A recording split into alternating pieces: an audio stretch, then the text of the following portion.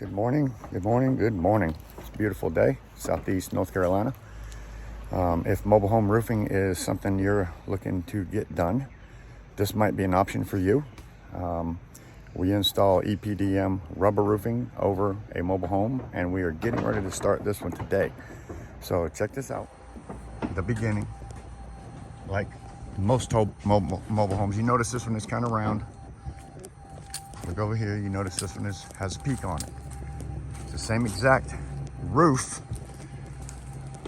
except for one has a little peak on it and one is kind of rounded, just like the one next door is kind of rounded.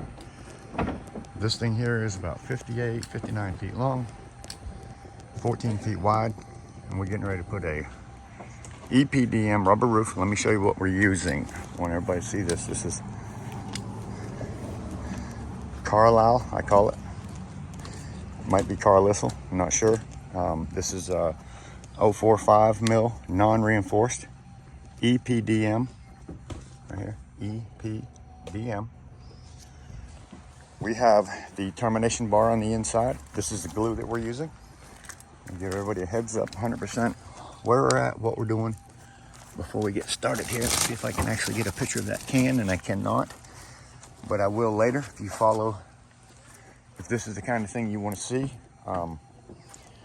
hit that subscribe button, smash that like button, make sure you're notified next time I put down a video, because this is the very beginning of how we replace mobile home roofing.